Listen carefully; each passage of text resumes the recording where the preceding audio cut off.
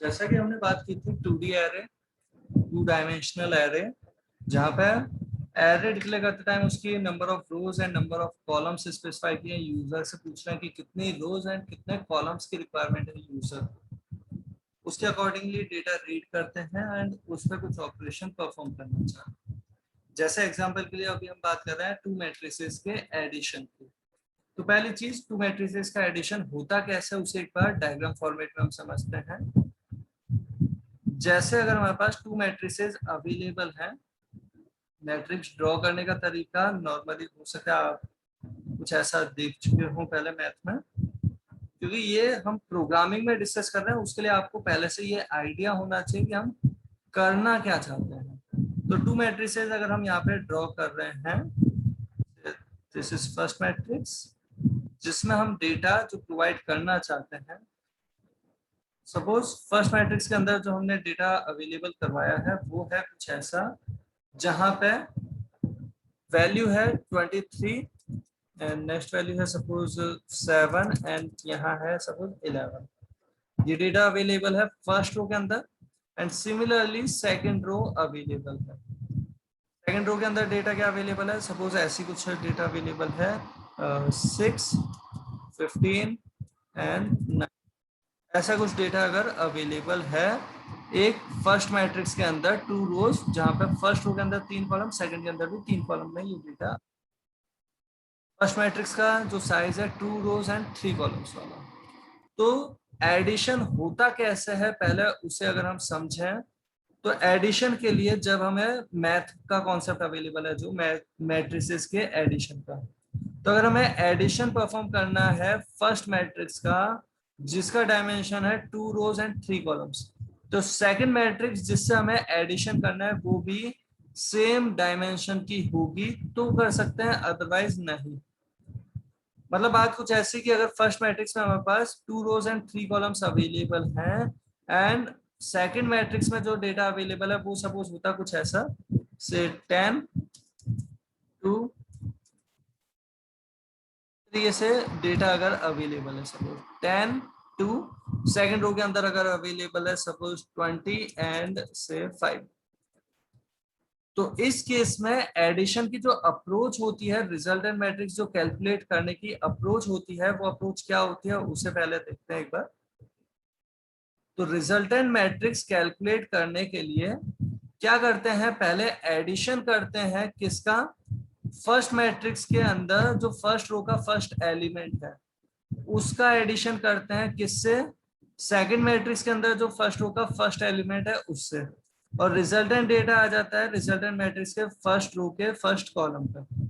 समझने के लिए हम फर्स्ट फर्स्ट बोल रहे हैं, बट आप जानते हैं प्रोग्रामिंग में इंडेक्स 0 अवेलेबल है। देन यहाँ पे हम बात करते हैं ये जिस तरीके से अवेलेबल हुआ, एडिशन 23 और 10 का होता है और यहाँ 33 आ जाएगा। फिर यहाँ पे जो हमारे पास अवेलेबल है नेक्स्ट वैल्यू 7, उसका एडिशन होगा किससे, यहाँ जो अवेलेबल है 2 उससे, और इसका जो रिजल्टेंट डेटा है वो हमारे पास यहाँ आ जाएगा। एंड सिमिलरली नेक्स्ट जो वैल्यू अवेलेबल है हमारे पास, नेक्स्ट वैल्यू अगर अवेलेबल है हमारे पास ये 11, तो इस वैल्यू का एडिशन होना चाहिए किसके साथ, यहाँ पे कोई ना कोई वैल्यू होनी चाहिए उसी के साथ। तो रेस्पेक्टिव एलिमेंट्स का एडिशन होके उसी प्लेस पे, उसी पर्टिकुलर रो एंड कॉलम वाले प्लेस पे रिजल्टेंट वैल्यू आ रही है। तो यहाँ पे हमें दो चीज क्लियरली पता चल रही है, क्या कि अगर एडिशन करना है तो जितने कॉलम्स जितनी रोज फर्स्ट में है उतने ही कॉलम्स एंड उतनी रोज सेकंड में अवेलेबल होनी चाहिए।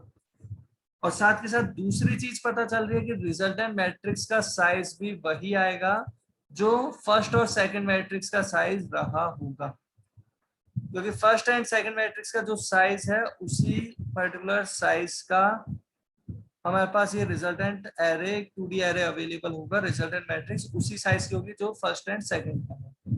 रीजन, रेस्पेक्टिव एलिमेंट्स का एडिशन हुआ और रेस्पेक्टिव प्लेस पे पहुंच रहा है।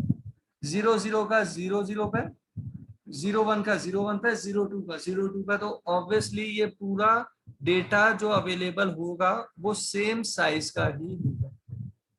जैसे अगर हमारे पास ये अवेलेबल है सपोज कुछ ऐसा डेटा जहां ये 0 अवेलेबल है एंड नेक्स्ट रो के अंदर जो अवेलेबल है ये है -5 या -1। हम अगर कर रहे हैं इनका एडिशन, तो एडिशन होने पे क्या डेटा आ रहा है वो समझे। 23 एंड 10 33 आ जाता है। नेक्स्ट जो वैल्यू आ रही है वो कैसे आती है, वो अगर ध्यान से देखें 7 एंड 2 होने पे ये 9 आ जाता है। नेक्स्ट वैल्यू जो आ रही है वो कैसे आती है, तो ये वैल्यू आ रही है 11 एंड 0 होने पे, मतलब ये आ गया 11। तो कुछ इस तरीके से हमारे पास ये रिजल्टेंट डेटा आ रहा है। ओके, तो ये हमारे पास वैल्यू आ रही है। सेकंड रो के अंदर क्या वैल्यू आ रही है, 6 एंड 20 ओके ये 26। सिमिलरली 15 एंड 5 ओके ये 20 एंड 9 एंड -1 ओके ये आ जाएगा 8। तो कुछ इस तरीके का डेटा हमारे पास रिजल्टेंट मैट्रिक्स आएगा अगर ये दो एरे हम ऐड करना चाहते हैं तो। इन दोनों के एडिशन से ऐसा रिजल्ट आ गया, टू मैट्रिसेस के एडिशन से। इस चीज को अगर हम प्रोग्राम में इंप्लीमेंट करना चाहते हैं तो कैसे करेंगे उसे अब देखते हैं। तो हमने जो बात की थी प्रीवियस डिस्कशन में, जहां पे हम 2D एरे को रीड कर रहे थे और प्रिंट कर रहे थे, कुछ वैसा ही इम्प्लीमेंटेशन हमने फिर से प्रोवाइड किया। बस इस बार हम क्या कर रहे हैं, ये ए नेम का 2D एरे जैसे दिया था कुछ वैसे ही हमने प्रोवाइड कर दिया बी और सी नेम के भी 2D एरे को। ध्यान देने की चीज, अगर इस पर्टिकुलर फंक्शन में सी नेम का 2D एरे है तो सी नेम का वेरिएबल नहीं हो सकता, और हमें जरूरत भी नहीं है एक्चुअली में। हम यहाँ पे दे रहे हैं R1 C1 R2 C2 और से R3 C3। अगर आपको वो यूजफुल लगे तो बिल्कुल प्रोवाइड कर सकते हैं, अदरवाइज आप जानते हैं R1 और R2 इक्वल होंगे तो रिजल्टेंट मैट्रिक्स का जो साइज है वो R1 या R2 से रिप्रेजेंट किया जा सकता है। C1 C2 अगर इक्वल होंगे तो एडिशन होगा, और उस वक्त C3 की जगह आप C1 या C2 में से किसी एक को काम में ले सकते हैं। बट हाँ, अभी जो हम बात कर रहे थे वो कुछ ऐसा, हमने ये कुछ एरे क्रिएट कर दिए, 3 एरे, तो इसलिए 2 को रीड करेंगे, तीसरे में एडिशन कैलकुलेट करके लिखेंगे।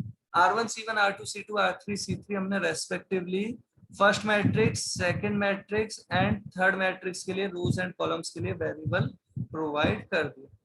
आई और जे वेरिएबल हमारे ट्रैवर्सिंग में हेल्प कर ही रहे हैं। अब एक बार हम जो बात कर रहे हैं यहाँ पे वो क्या, तो हमने एक मैसेज प्रोवाइड किया जैसे एंटर फर्स्ट मैट्रिक्स,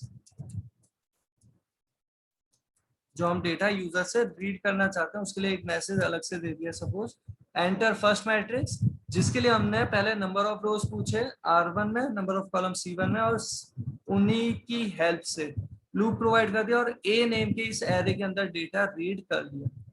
जैसे ये ए नेम के एरे में डेटा रीड हो गया, उसके बाद हमें क्या करना है, हम चाहते हैं अगर सेकंड मैट्रिक्स को रीड करना, तो हमने यहाँ पे सेकंड मैट्रिक्स रीड करनी चाहिए, एंटर सेकंड मैट्रिक्स का मैसेज सेम कॉपी पेस्ट किया, और यहाँ R2 यहाँ C2 प्रोवाइड करते हुए यहाँ पे भी लूप कहाँ तक चाहिए उसी एरे के रेस्पेक्टिवली हमने प्रोवाइड कर दिया, जिस एरे की ट्रैवर्सिंग करनी है, ट्रैवर्सिंग मतलब विजिट करना चाहते हैं, उस एरे के हर एक एलिमेंट पे कुछ काम करना चाहते हैं। जैसे अभी इस ट्रैवर्सिंग का फोकस है डेटा रीड करना, हर एक एलिमेंट को रीड करना चाहते हैं, तो कुछ इस तरीके से हमने नेस्टेड लूप प्रोवाइड कर दिया। और दोनों मैट्रिसेस जैसी हमारी रीड हो गई, उसके बाद हमें क्या करना है, अगर हम by chance resultant matrix print करना चाहते हैं, जैसे गिवन डेटा और हमने यहाँ पे प्रिंट करना चाहा, से एक मैसेज दे दिया फर्स्ट मैट्रिक्स,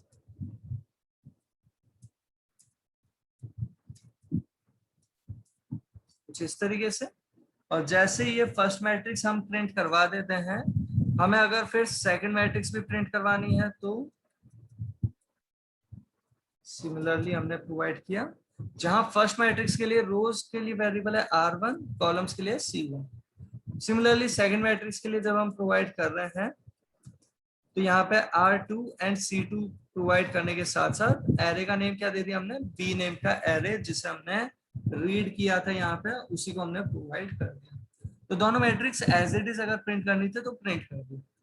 आज जो है हमारी वो किस चीज की है कि रिजल्टेंट मैट्रिक्स कैसे कैलकुलेट किया जाए, कैसे प्रिंट किया जाए। तो अगर हम यहीं पे रिजल्टेंट मैट्रिक्स की बात करें तो रिजल्टेंट मैट्रिक्स कैसे आएगी, तो उसके लिए सबसे पहली चीज, एक तो हम कंडीशन चेक कर रहे हैं कि वो एडिशन हो सकता है या नहीं। कब होगा एडिशन, जब R1 R2 के इक्वल, साथ ही साथ C1 जो है वो इक्वल होना चाहिए C2 के। तब तो होगा एडिशन, अदरवाइज तो एडिशन होगा ही नहीं। हम यहाँ क्या बात कर रहे हैं, ये हमें रिजल्टेंट मैट्रिक्स अगर प्रिंट करनी है तो हम यहाँ मैसेज दे देंगे, सपोज ये रिजल्टेंट मैट्रिक्स, और ये प्रोवाइड कर देंगे R3 एंड C3 की हेल्प से उस 2D एरे C के लिए। कैलकुलेट कैसे करेंगे उसकी बात कर लेंगे अभी, लेकिन हाँ ये अगर हमारा कंडीशन अगर ट्रू होती है लाइन नंबर 51 पे जो प्रोवाइडेड है R1 R2 के और C1 C2 के, तो हम ये रिजल्ट प्रिंट करना चाहेंगे। अदरवाइज तो हम यहाँ एल्स में एक मैसेज प्रोवाइड कर रहे हैं, वो क्या, एडिशन इज नॉट पॉसिबल। इस तरीके का हमने प्रोवाइड कर दिया। देन यहाँ जो हम एडिशन करना चाहते हैं, अगर ये कंडीशन ट्रू होती R1 R2 के इक्वल और C1 C2 के इक्वल, तो ध्यान से समझें एडिशन करने का तरीका हमारा है क्या, कि जो हम ट्रैवर्सिंग कर रहे हैं रिजल्टेंट मैट्रिक्स के लिए उसका हर एक एलिमेंट कैसे कैलकुलेट होगा। तो एक बार वापस वो डायग्राम विजिबल करवाते हैं। इस पर्टिकुलर डायग्राम के किसी भी एलिमेंट पे अगर हम फोकस करें, जैसे अगर हम यहाँ पे एक बार फोकस करते हैं इस पर्टिकुलर डायग्राम के अंदर, सपोज इस एलिमेंट पे, ये जो एलिमेंट अवेलेबल है 20, या हम एक बार फोकस करते हैं इस पर्टिकुलर एलिमेंट पे जैसे अवेलेबल है 26, तो ये 26 कैसे आया है, इस 6 और इस 20 के एडिशन से। ध्यान से समझें, 26 जो आया कौन सी पोजीशन पे रिजल्टेंट मैट्रिक्स में, अगर वो हम देखें तो रिजल्टेंट मैट्रिक्स की ये पोजीशन अगर हमारे पास अवेलेबल है 1 वाली, तो रो इंडेक्स 0 एंड 1 इस तरीके से होता है, तो 1 वाली रो का 0 वाला एलिमेंट कैसे आ रहा है, फर्स्ट मैट्रिक्स के अंदर कौन सी पोजीशन वाले का एडिशन किया, 1 वाली रो के ही 0 वाले एलिमेंट का एडिशन, और सेकंड मैट्रिक्स की कौन से एलिमेंट से किया, वो भी सेम पोजीशन 1 वाली रो के 0 कॉलम वाले एलिमेंट से। तो ये 10 पोजीशन का 10 पोजीशन से एडिशन करने पे ही रिजल्टेंट मैट्रिक्स में 10 पोजीशन पे डेटा आया। अगर हम इस रिजल्टेंट मैट्रिक्स के लिए ट्रैवर्सिंग कर पा रहे हैं क्योंकि साइज सेम है, तो सिमिलरली हमने इसके लिए प्रोवाइड करना चाहा। अगर हम इसके लिए ये ट्रैवर्सिंग प्रोवाइड कर देते हैं तो हमारा काम बहुत सिंपल सा रहेगा कि इसके जो रिजल्टेंट आईजे पोजीशन पे वैल्यू लेके आना चाहते हैं वो कैसे, फर्स्ट मैट्रिक्स का भी आईजे पोजीशन वाला, फर्स्ट मैट्रिक्स का भी आई जे पोजीशन वाला, समझने के लिए ऐसे कॉमा से लिखना है, और उसका एडिशन कर देंगे बी मैट्रिक्स के भी आई जे पोजीशन वाले से। बट प्रोग्राम में इसे कैसे लिखा जाएगा उसकी बात करते हैं। ये सी मैट्रिक्स के अंदर आई जे पोजीशन पे हम डेटा कैसे लेके आना चाहते हैं उसकी बात करते हैं। तो यहाँ पे प्रोग्राम में अगर हम इस चीज को देखें तो यहाँ पे बात आती है R3 और C3, इनकी वैल्यू क्या होनी चाहिए, तो डायमेंशन सेम होंगे R1 R2, तभी रिजल्टेंट मैट्रिक्स आ पाएगी R1 R2 के इक्वल और C1 C2 के इक्वल, तभी ये कैलकुलेट करेंगे। और उस वक्त R3 में आप R1 असाइन कर दो चाहे R2 असाइन कर दो, दोनों इक्वल है, उसी के इक्वल ही R3 अवेलेबल होगा। तो R3 में हमने जैसे R1 या R2 में से किसी एक को असाइन कर दिया, सिमिलरली C3 में C1 या C2 में से किसी एक को असाइन कर दिया, और सेम ट्रैवर्सिंग हमने प्रोवाइड कर रखी है R3 और C3 की हेल्प से, जो रिजल्टेंट मैट्रिक्स का साइज है उसकी हेल्प से। आप चाहो तो यहाँ आप जानते हैं R1 को R3 में असाइन किया था, फिर यहाँ काम में ले रहे हो आप डायरेक्टली यहाँ R1 लिख सकते हो या R2 भी लिख सकते हो क्योंकि दोनों इक्वल है। यहाँ पे आप C1 या C2 में से कुछ भी लिख सकते हो क्योंकि वो दोनों इक्वल हैं, उनमें से किसी एक की वैल्यू हमने C3 को प्रोवाइड की है, तो यहाँ C1 C2 में से कुछ एक भी प्रोवाइड कर सकते थे। R3 C3 वेरिएबल डिक्लेयर किए बिना भी काम चल जाता है, यहाँ पे R1 C1 या R2 C2 जैसी चीजें प्रोवाइड करती है। बट यहाँ एडिशन कर कहाँ रहे हैं, तो जब वैल्यू प्रिंट करने की बात आ रही है तो एक काम करते हैं, वैल्यू प्रिंट करने से पहले उसे कैलकुलेट कर लेते हैं फिर प्रिंट कर देंगे। तो सी नेम की मैट्रिक्स में डेटा जो हमें प्रिंट करवाना है वो आईजे पोजीशन वाला डेटा कैसे कैलकुलेट होगा, इसका आईजे पोजीशन जो भी पोजीशन रही होंगी वो कैसे, ए मैट्रिक्स के आईजे पोजीशन से एडिशन किसका, बी मैट्रिक्स के आईजे पोजीशन वाले का, तो हमारे पास ये रिजल्टेंट मैट्रिक्स आ जाएगी फाइनली। सी ऑफ आई जे को प्रिंट करने से पहले हमने बस कैलकुलेट कर लिया, जिस एलिमेंट के लिए ट्रैवर्सिंग कर रहे थे पहले कैलकुलेट किया, फिर प्रिंट, फिर next calculate print, next calculate print. इस तरीके से हम प्रोवाइड कर रहे हैं। आप चाहें तो इस चीज को आप दो अलग अलग लूप में भी कर सकते थे, मतलब दो बार भी ये ट्रैवर्सिंग कर सकते थे। पहली बार में क्या किया होता, केवल ये एडिशन किया होता, दूसरी बार में केवल आपने ये प्रिंट किया होता। बिल्कुल ऐसा भी कर सकते हो। और जब एडिशन कर रहे हो तब उस वक्त आपको ये स्लैश एन देने की जरूरत अलग से नहीं है, क्योंकि एडिशन कर रहे हैं, कुछ प्रिंट थोड़ी कर रहे हैं इस बीच में।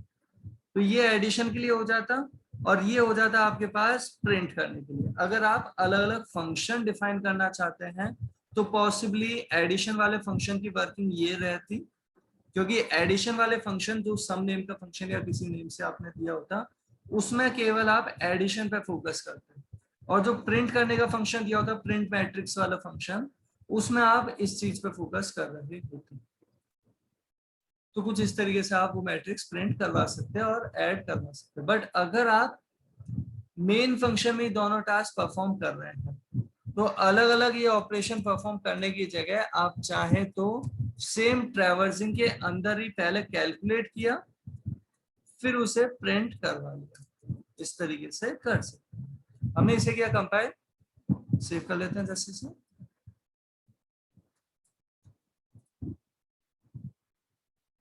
वेरिएबल हमने जो प्रोवाइड कर रखे हैं वो तो डिक्लेयर कर ही रखे हैं, यहाँ पे सेमीकोलन प्रोवाइड कर दिया, सिमिलरली यहाँ पे राइट, एंड इस जगह पे ये तो आप जानते हैं। कंपाइल किया, एक्जीक्यूट किया, number of rose 2, number of columns 3 दिए, वैल्यू दे दी 1 2 3 4 5 6। तो इस केस में मैट्रिक्स कैसी आई होगी वो आपका आइडिया है। सेकंड मैट्रिक्स जो प्रोवाइड कर रहे हैं सपोज, उसके लिए हमने number of rose 2, number of columns 2 provide कर दिया, वैल्यू दे दी हमने 12 45 6 एंड 11। तो ये रिजल्टेंट मैट्रिक्स थी हमारी। क्या, तो एडिशन इज नॉट पॉसिबल का मैसेज आ रहा है, क्योंकि दोनों के डायमेंशन सेम नहीं है। ये फर्स्ट मैट्रिक्स, ये सेकंड मैट्रिक्स, दोनों के डायमेंशन सेम है ही नहीं, इसलिए ये एडिशन नहीं हो सकता। बट अगर यहीं हम इसी प्रोग्राम को फिर से एग्जीक्यूट करते हैं, number of rose 2, number of columns 3 दिए, वैल्यू जो हम प्रोवाइड कर रहे हैं सपोज इस तरीके से हमने दे दिया 1 2 3 4 5 6, फर्स्ट मैट्रिक्स। सेकंड मैट्रिक्स में 2 रोज 3 कॉलम्स दिए, डेटा हम रैंडमली कुछ प्रोवाइड कर रहे हैं, जैसे 10 दे दिया, 20 दे दिया, यहाँ पे हमने 33 प्रोवाइड कर दिया, 57 दे दिया, एंड 80 दे दिया, एंड 62 दे दिया। ऐसी अगर हमने वैल्यूज प्रोवाइड कर दी हैं तो इस केस में हमारे पास क्या डेटा आ रहा है, ये फर्स्ट मैट्रिक्स का, ये सेकंड मैट्रिक्स का डेटा मिल है। फर्स्ट मैट्रिक्स की 2 रोज एंड 3 कॉलम्स, ये सेकंड मैट्रिक्स की 2 रोज एंड 3 कॉलम्स। और रिजल्टेंट मैट्रिक्स 1 एंड 10 का addition 11 2 and 20 and so on. आप एडिशन देख सकते हैं 4 एंड 57 का 60। ये एडिशन के लिए। सिमिलरली सब्ट्रैक्शन भी आप परफॉर्म कर सकते हैं। प्लस की जगह माइनस करते हैं, एडिशन जहां पर लिखा हुआ है उस जगह पे सब्ट्रैक्शन लिख देते हैं। वो जो अगर ये अलाउ नहीं है, मतलब नॉट पॉसिबल वाला केस, तो सब्ट्रैक्शन लिख देते हैं। यहाँ प्लस की जगह माइनस प्रोवाइड कर देते हैं। अगर आप अलग से एडिशन की वर्किंग दे रहे होते तो यहाँ माइनस दे रहे होते। तो जैसे एडिशन वैसे आप सब्ट्रैक्शन तो प्रोवाइड कर सकते हैं। बट हाँ, मैट्रिसेस का मल्टीप्लिकेशन परफॉर्म होने की जो अप्रोच है वो थोड़ी सी अलग होती है। तो पहले उसे एक बार डायग्राम से हम समझते हैं, जो हम आगे डिस्कस करने वाले हैं। टू मैट्रिसेस का मल्टीप्लिकेशन परफॉर्म करना, वो हम यहाँ पे डिस्कस करने वाले हैं कि सी ऑफ आई जे को कैलकुलेट कैसे करें, ये चीज फिर प्रिंट कर देंगे। यहाँ पे मल्टीप्लिकेशन इज नॉट पॉसिबल का मैसेज देंगे, लेकिन कब, जब कंडीशन उसकी सेटिस्फाई नहीं होती। मल्टीप्लिकेशन की जो भी कंडीशन होती होगी वो अगर सेटिस्फाई नहीं होती उस पर। और बीच में अगर आप मल्टीप्लाई के लिए अलग लूप देना चाह रहे हैं तो वो तो आप कर ही सकते हैं। जो भी हम यहाँ पे तरीका देंगे वही चीज आप अलग लूप में प्रोवाइड कर सकते हैं। कंडीशन क्या होगी वो अभी सोचेंगे, लेकिन पहले मैनुअली टू मैट्रिसेस का मल्टीप्लिकेशन किया कैसे जाता है उसकी बात करते हैं। तो यहाँ पे हम जो बात कर रहे हैं वो कैसी, उसे समझते हैं एक बार। पुरानी मैट्रिसेस हमने हटा दी सब, यहाँ पे हम फिर से मैट्रिक्स जो प्रोवाइड कर रहे हैं, फर्स्ट मैट्रिक्स जिसके पास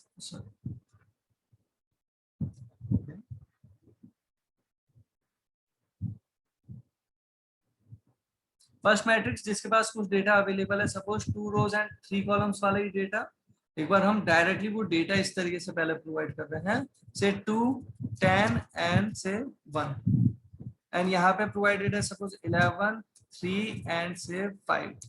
इस तरीके से अवेलेबल है फर्स्ट मैट्रिक्स में डेटा 2 रोज एंड 3 कॉलम्स के अंदर। एंड ये जो हमारे पास डेटा अवेलेबल है, इससे अगर हमें मल्टीप्लाई करना है सेकंड मैट्रिक्स से, सेकंड मैट्रिक्स कैसी है उसे अभी ड्रॉ कर लेते हैं। सेकंड मैट्रिक्स भी सपोज हमारी सेम डायमेंशन की होती तो भी जरूरी नहीं है कि मल्टीप्लिकेशन हो पाए। रीजन मल्टीप्लिकेशन होता कैसे है वो अगर हम समझें यहाँ पे, तो मैनुअली मैथ का जो कॉन्सेप्ट है टू मैट्रिसेस के मल्टीप्लिकेशन का, वो कॉन्सेप्ट कैसा है उस पर हम फोकस करते हैं। तो यहाँ पे जो हमें रिजल्टेंट मैट्रिक्स कैलकुलेट करनी है, उस रिजल्टेंट मैट्रिक्स के लिए सबसे पहले क्या करते हैं, सबसे पहला एलिमेंट कैलकुलेट करने का तरीका जो प्रोवाइड किया जाता है इस रिजल्टेंट मैट्रिक्स के लिए। रिजल्टेंट मैट्रिक्स का सबसे पहला एलिमेंट कौन सा है, अगर हम प्रोग्रामर पॉइंट ऑफ व्यू से कहें तो पोजीशन 0, 0 पोजीशन वाला, और यूजर पॉइंट ऑफ व्यू से कहें तो फर्स्ट रो का फर्स्ट कॉलम वाला डेटा। वो कैसे कैलकुलेट किया जाता है उसकी अगर हम बात करें तो वो होता है कुछ इस तरीके से कैलकुलेट, जहां पे इसकी ये कंप्लीट रो मल्टीप्लाई होती है इसके कंप्लीट कॉलम से। ये एलिमेंट कैसे आता है वो समझें, इसकी ये फर्स्ट जो रो है इसके फर्स्ट कॉलम से मल्टीप्लाई होती है और ये डेटा यहाँ पे आ जाता है। नेक्स्ट डेटा कैसे आता है अगर हम उसे भी एक बार समझने के लिए बात कर रहे हैं, तो यहाँ पे जो नेक्स्ट डेटा आता है, मैथ का जो कॉन्सेप्ट अवेलेबल है कि मल्टीप्लिकेशन होने पे जो नेक्स्ट डेटा हमारे पास आता है, एक बार अलग कलर दे देते हैं हम इसे, सपोज ये ग्रीन कलर में हमने दे दिया ना, तो ये जो नेक्स्ट डेटा आता है ये कैसे आता है, इसी पर्टिकुलर फर्स्ट रो का, फर्स्ट मैट्रिक्स की कौन सी रो का, फर्स्ट रो का ही मल्टीप्लिकेशन जब होता है इस सेकंड मैट्रिक्स के सेकंड कॉलम से, तब हमारे पास ये डेटा अवेलेबल हो जाता है।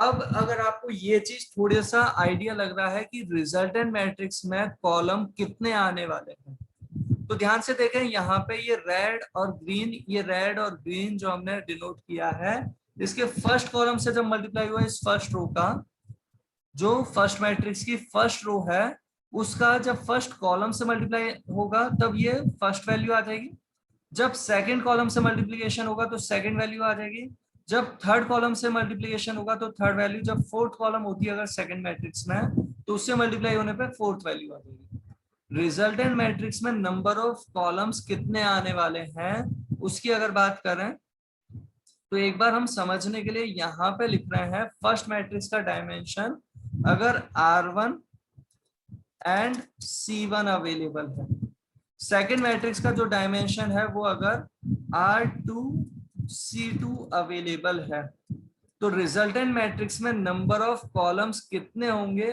उसे अगर समझें तो रिजल्टेंट मैट्रिक्स में नंबर ऑफ कॉलम्स होंगे C2, सेकेंड मैट्रिक्स में जितने कॉलम्स हैं उतने कॉलम्स होंगे रिजल्टेंट मैट्रिक्स में। होपफुली आपको यहाँ तक की बात का कुछ आइडिया लग रहा होगा। जो कॉन्सेप्ट है मैथ के अंदर टू मैट्रिसेस के मल्टीप्लिकेशन का, वो कुछ ऐसा है कि फर्स्ट मैट्रिक्स की फर्स्ट रो फर्स्ट कॉलम से मल्टीप्लाई करो तो पहली वैल्यू आ जाएगी, सेकंड कॉलम से मल्टीप्लाई करो तो दूसरी, थर्ड कॉलम से मल्टीप्लाई करो तो तीसरी, फोर्थ कॉलम से करो, जितने भी कॉलम है सेकंड मैट्रिक्स में उन सब से करो तो यहाँ पे वैल्यूज आती चली जाएंगी। और ये जो वैल्यू आ रही है रिजल्टेंट मैट्रिक्स की फर्स्ट रो के अंदर टू वैल्यूज अगर है, मतलब ये टू कॉलम्स हैं, 3 होती तो 3 कॉलम्स होते, 4 होती तो 4 कॉलम्स होते। रिजल्टेंट मैट्रिक्स में नंबर ऑफ कॉलम्स कितने, जितने सेकंड मैट्रिक्स में नंबर ऑफ कॉलम्स अवेलेबल है। सिमिलरली यहाँ पे ये फर्स्ट रो का मल्टीप्लिकेशन हो रहा था तो उसके रेस्पेक्टिवली हमारे पास डेटा आ रहा है। यहीं पे अगर हमारे पास ये मल्टीप्लिकेशन होता है सेकंड रो का, तो सेकंड रो का जब मल्टीप्लिकेशन फर्स्ट कॉलम से होगा तो डेटा आ जाएगा हमारे पास यहाँ। एक बार रेड के नीचे हम रेड ड्रॉ कर रहे हैं कुछ ऐसा बताने के लिए कि ये जो हमारे पास अवेलेबल हुआ है डेटा, अगर हम सेकंड मैट्रिक्स की भी ये पर्टिकुलर जो हमारी रो है इसका मल्टीप्लिकेशन हम कराते इस पर्टिकुलर के साथ तो हमारे पास ये डेटा यहाँ पे अवेलेबल हो जाता। सेकंड मैट्रिक्स की जो सेकंड रो है उसका मल्टीप्लिकेशन अगर फर्स्ट कॉलम से हुआ तो यहाँ पे सेकंड रो के अंदर फर्स्ट कॉलम आ गया, देन इसी सेकंड रो का सेकंड कॉलम से होगा तो रिजल्टेंट में सेकंड सेकंड पे आ जाएगा, इसके सेकंड रो का थर्ड कॉलम से होगा तो रिजल्टेंट में सेकंड रो के अंदर थर्ड कॉलम में डेटा आ जाता है। तो यहाँ रोज कितनी आ रही है, अगर फर्स्ट रो का सबसे मल्टीप्लिकेशन करा दिया तो रिजल्टेंट में फर्स्ट रो आ गई, सेकंड रो का सबसे करवा रहे हैं तो सेकंड रो भी कैलकुलेट होते जाएगी। अगर यहाँ पे थर्ड रो भी होती तो एक और रो यहाँ पे आती, उस रो का हर एक कॉलम से मल्टीप्लाई करते तो आता जाता हमारे पास वो डेटा। तो रिजल्टेंट मैट्रिक्स में जो हमारे पास डेटा आ रहा है वो किस डायमेंशन का है, अगर हम उस पर फोकस करें तो यहाँ पे जो हमारे पास रिजल्टेंट मैट्रिक्स के अंदर नंबर ऑफ कॉलम्स है वो तो है जितने सेकंड मैट्रिक्स में नंबर ऑफ कॉलम्स, जबकि नंबर ऑफ रोज कितनी आएंगी रिजल्टेंट मैट्रिक्स में, जितने फर्स्ट मैट्रिक्स के अंदर नंबर ऑफ रोज अवेलेबल है उतनी। और यहाँ पे अभी तक हमने इस चीज की बात नहीं की कि मल्टीप्लिकेशन के लिए कंडीशन क्या होनी चाहिए। तो अब हम वो बात करते हैं कि ये मल्टीप्लिकेशन जो कर रहे हैं तीन एलिमेंट का, यहाँ वाले एलिमेंट से मल्टीप्लिकेशन करना चाहते हैं तो सोच के देखें 2, 10, 1 अगर है तो यहाँ पे कितनी वैल्यूज होनी चाहिए जिनसे हम ये मल्टीप्लिकेशन करेंगे। 2 का यहाँ वाली वैल्यू से, 10 का नेक्स्ट वैल्यू से, 1 का नेक्स्ट वैल्यू से। फॉर एग्जाम्पल यहाँ पे अगर वैल्यू अवेलेबल होती सपोज से 4 and 8 तो यहाँ हमारे पास जो डेटा आता 4 और 8 से मल्टीप्लाई अगर हम कर रहे होते इस पर्टिकुलर केस में हमारे पास जो डेटा आता 2 का 4 से मल्टीप्लीकेशन, 10 का 8 से मल्टीप्लीकेशन, लेकिन 1 का किससे मल्टीप्लीकेशन वो यहाँ पे नहीं है। तो अगर ये फर्स्ट रो के अंदर 3 कॉलम थे, मतलब फर्स्ट मैट्रिक्स के 3 कॉलम थे, तो सेकंड मैट्रिक्स के अंदर ये जो सेकंड कॉलम में हम देख रहे हैं 3 वैल्यूज होनी चाहिए, मतलब क्या 3 रो होनी चाहिए।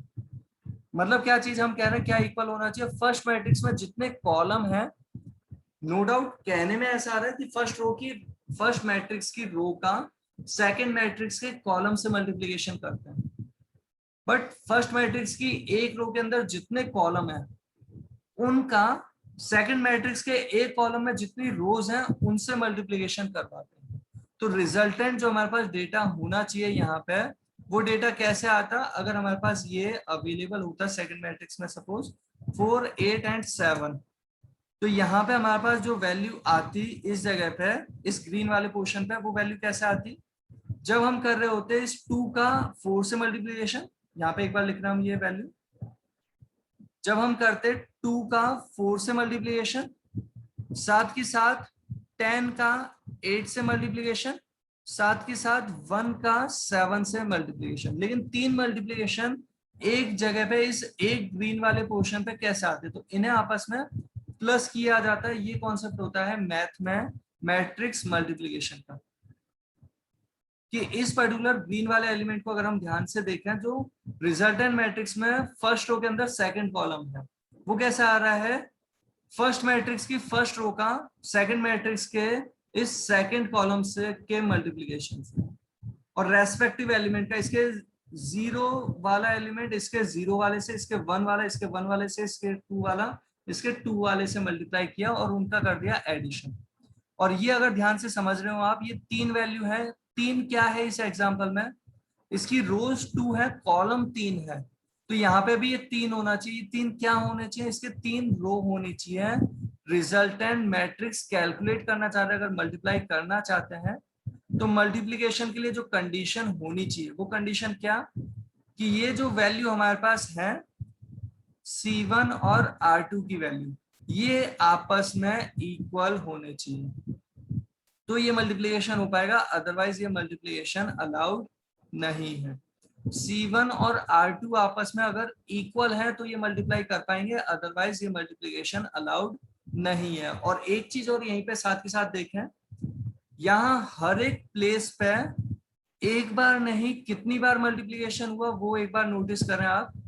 तो यहाँ पे जैसे इस एग्जांपल के लिए 3 मल्टीप्लिकेशन हुए केवल इसी एक पोजीशन के लिए, ये जो हमारी एक पर्टिकुलर पोजीशन है इसी एक पोजीशन के लिए ये 3 मल्टीप्लीकेशन करने पड़े जब C1 और R2 दोनों की वैल्यू इक्वल और वो वैल्यू अगर 3 है, तो नंबर ऑफ मल्टीप्लीकेशन हमें कितने करने पड़ रहे हैं वो अगर समझे आप यहाँ पे, तो नंबर ऑफ मल्टीप्लीकेशन हर एक प्लेस पे कितनी बार करने हैं वो हमें इससे पता चलेगा। मतलब हमें जब मल्टीप्लीकेशन फाइंड आउट करना है, R3 नंबर ऑफ रोज है, उसके लिए सपोज हमने एक वेरिएबल काम में लिया ट्रैवर्सिंग परफॉर्म करने के लिए I, नंबर ऑफ कॉलम्स है C3, हर एक रो के अंदर कितने कॉलम उसके करस्पॉन्डिंग एक नेस्टेड लूप दे दिया से वेरिएबल J की हेल्प से।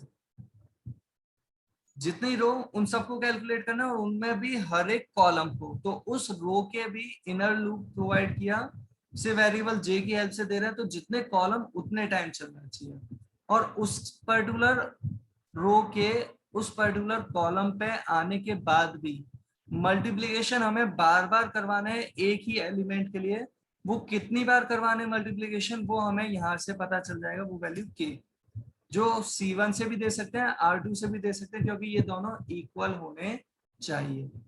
एक बार हम इसे अब प्रोग्राम में देखते हैं। आप अगर इसका स्क्रीनशॉट लेना चाह रहे हैं तो एक बार स्क्रीनशॉट ले सकते हैं। तो अब हम यहाँ पे जो बात कर रहे हैं प्रोग्राम में, इस चीज को अगर हम इंप्लीमेंट कर रहे हैं तो दो मैट्रिक्स रीड करना तो बिल्कुल वैसा ही है जैसा एडिशन में था। अब हम मल्टीप्लाई करना चाहते हैं तो कर रहे हैं या नहीं कर रहे हैं, वो चेक करने की कंडीशन क्या है, फर्स्ट मैट्रिक्स के कॉलम और सेकंड मैट्रिक्स के रो का कंपैरिजन हमने किया कि ये दोनों आपस में इक्वल है या नहीं है। अगर इक्वल है तो मल्टीप्लिकेशन होगा, अदरवाइज नहीं होगा। साथ के साथ रिजल्टेंट मैट्रिक्स का जो साइज होगा वो क्या होगा, रिजल्टेंट मैट्रिक्स का साइज, तो रिजल्टेंट मैट्रिक्स में नंबर ऑफ रोज तो उतनी जितनी फर्स्ट में नंबर ऑफ रोज है R1 और R2 इक्वल होने की कोई गारंटी नहीं है, तो R1 ही हमें देना है, R2 नहीं। साथ के साथ यहाँ पे हम जो प्रोवाइड कर रहे हैं वो क्या, नंबर ऑफ कॉलम्स कितने होंगे रिजल्टेंट मैट्रिक्स में, जितने सेकंड मैट्रिक्स में नंबर ऑफ कॉलम्स थे। तो यहाँ पे हम C2 प्रोवाइड कर रहे हैं, C1 और C2 इक्वल होने की कोई गारंटी नहीं होती मल्टीप्लिकेशन में। रिजल्टेंट मैट्रिक्स में कितने कॉलम्स होंगे वो सेकंड मैट्रिक्स में जितने कॉलम्स है उतने। तो यहाँ पे C2 प्रोवाइड कर रहे हैं, C1 नहीं दे सकते। इस केस में हम ये ट्रैवर्सिंग जो प्रोवाइड कर रहे हैं, अगर R3 C3 वेरिएबल नहीं लिए होते बाय चांस, तो यहाँ लिखते R1, यहाँ लिखते C2। और फाइनली हम इस पोजीशन को कैलकुलेट करना चाहते हैं। कैलकुलेट करने का तरीका एक बार वापस आपको डायग्राम विजिबल करवाते हुए बात करें तो कैलकुलेट करना चाहते हैं जैसे इस पर्टिकुलर प्लेस को, तो इसके लिए हमने पहले ये मल्टीप्लिकेशन परफॉर्म किया और उसे यहाँ पे ऐड कर दिया, फिर दूसरा मल्टीप्लिकेशन परफॉर्म किया उसे ऐड कर दिया, फिर तीसरा मल्टीप्लिकेशन किया उसे ऐड कर दिया। और अगर हम ऐसा कर रहे हैं कि इन तीनों को यहाँ पे ऐड कर रहे हैं तो इनिशियली वैल्यू होनी चाहिए, वो होनी चाहिए 0, क्योंकि 0 में अगर आप इन्हें ऐड कर रहे हो तो जैसे 2 into 4 0 में ऐड होगा तो 2 into 4 वाली वैल्यू हो जाएगी। फिर उसी में ऐड कर देंगे 10 × 8 और उसी में ऐड कर देंगे 1 × 7। और इस चीज को हम कैसे कर रहे हैं, तो 3 मल्टीप्लिकेशन हमें जो करने पड़ रहे हैं। एक बार हम इस चीज को वापस प्रोग्राम में देखें, कितने मल्टीप्लिकेशन करने पड़ रहे हैं हमें, वो आप C1 या R2 से प्रोवाइड कर सकते हो, दोनों इक्वल होंगे। बट वो जो हम मल्टीप्लिकेशन करना चाह रहे हैं उससे पहले हमने एक काम किया कि C of ij जिसके लिए हम मल्टीप्लिकेशन कर रहे हैं उसे पहले किया 0 प्रोवाइड, और उसके लिए हम मल्टीप्लिकेशन एक एलिमेंट पे आने के बाद, एक पर्टिकुलर रो पे आने के बाद, उसके भी एक कॉलम पे आने के बाद एक एलिमेंट की बात कर रहे थे C of ij एलिमेंट, उसके लिए एक नहीं 3 मल्टीप्लिकेशन किए थे जो अभी डायग्राम में। उसके लिए हमने ये लूप प्रोवाइड कर दिया k of 0, k less than या तो यहाँ पे क्या दो C1 या यहाँ पे दे सकते हो R2, दोनों इक्वल हैं तभी ये मल्टीप्लिकेशन हो रहा है, अदरवाइज तो होता ही नहीं। आप इस जगह C1 भी दे सकते हो, आप इस जगह R2 भी प्रोवाइड कर सकते हो। तो कुछ इस तरीके से हमने ये k वाला लूप प्रोवाइड किया जिसके अंदर हम इस C of ij को कैलकुलेट करना चाहेंगे। तो इनिशियली 0 दिया और बाद में क्या करना है, इसमें ऐड करना है। प्लस इक्वल होपफुली आपको पता है, ध्यान होगा, जैसे a प्लस इक्वल b का मतलब होता है a equal a plus b। Similarly हम क्या चाहते हैं, जो सी ऑफ आई जे कैलकुलेट करना है उसे इनिशियली 0 दिया, बार बार मल्टीप्लाई करके उसी में ऐड कर पाएंगे। लेकिन मल्टीप्लीकेशन किसका, तो ए मैट्रिक्स के एक एलिमेंट का बी मैट्रिक्स के एक एलिमेंट के साथ। जैसे यहां पे अगर हम फोकस करते हैं एक बार वापस डायग्राम देखते हुए, यहाँ पे हम इस पर्टिकुलर एलिमेंट को जब कैलकुलेट कर रहे हैं, ये एलिमेंट हमारे पास कौन सा है, तो इसे अगर हम लिखें ये आई पोजीशन और जे पोजीशन वाले फॉर्मेट में अगर हम कहें, ये कौन सा है हमारे पास एलिमेंट, इंडेक्स 0 रो वाला और इंडेक्स 1 के कॉलम वाला। 0 1 रो, उसमें भी 0 1 कॉलम, इस तरीके से होते हैं। तो 0 रो के 1 वाला कॉलम 0 1 पोजीशन कैलकुलेट कर रहे हैं। उसके लिए फर्स्ट मैट्रिक्स के हमने जो डेटा लेके आए वो कौन सा वाला लेके आए, तो ये रो चलती गई हमारी 0 वाली। ध्यान से देखो, जो 2 10 और 1 लेके आए वो 0 वाली रो से ही लेके आए। तो ये जो 2 आ रहा है फर्स्ट मैट्रिक्स से जो डेटा आता है, ए जो मैट्रिक्स अवेलेबल है उसका हमारे पास यहाँ डेटा जो मिल रहा है वो कौन सा, 0 वाला। साथ के साथ कॉलम कौन सा है, वो कॉलम पहले 0 से आता है 2, 1 से आता है 10 और 2 से आता है 1। मतलब इस जगह पे ये हम जो प्रोवाइड कर रहे हैं वो क्या, पहले 0 आएगा, फिर नेक्स्ट वाले टाइम पे यहाँ पे आ जाएगा 1, नेक्स्ट टाइम पे यहाँ पे आ जाएगा 2। जितने मल्टीप्लीकेशन होंगे उसके करस्पॉन्डिंग ये वैल्यू चेंजेबल है, बट ये वैल्यू फिक्स है क्योंकि ये तीनों ही वैल्यू जिनसे मल्टीप्लाई कर रहे हैं 2 10 और 1 वो तीनों 0 वाली रो से आ रही है। तो a ऑफ 0 फिक्स है यहाँ पे, लेकिन सेकंड वाली वैल्यू चेंज है। और 0 फिक्स है मतलब क्या, तो जब हम रिजल्टेंट मैट्रिक्स के इस एलिमेंट की बात कर रहे हैं 0 रो के 1 वाले कॉलम की, तो ये 0 वाली रो है फर्स्ट मैट्रिक्स की और 1 वाला कॉलम है सेकंड मैट्रिक्स का। तो इसे हम कैसे प्रोवाइड कर रहे हैं प्रोग्राम में, अगर देखें एक बार वापस, तो कुछ इस तरीके से हम प्रोवाइड कर रहे हैं कि फर्स्ट मैट्रिक्स की रो फिक्स है आई, सेकंड मैट्रिक्स का कॉलम फिक्स है जे, बट चेंजेबल वैल्यू जब के 0 है तो 0 है ये दोनों, जब 1 है तब 1 है, जब 2 है तब 2 है। इस तरीके से हम कर रहे हैं मैट्रिसेस का मल्टीप्लिकेशन, जिसके लिए वेरिएबल हमने ऑब्वियसली के नेम का तो डिक्लेयर कर लेंगे। कुछ इस तरीके से आप इसे प्रोवाइड कर सकते हैं टू मैट्रिसेस के मल्टीप्लिकेशन का कोड। तो के वेरिएबल हम डिक्लेयर कर लेते हैं, बाकी तो हमारा ये प्रोग्राम इंप्लीमेंट हो चुका है। होपफुली आपको यहाँ तक की बात का आइडिया लगा होगा।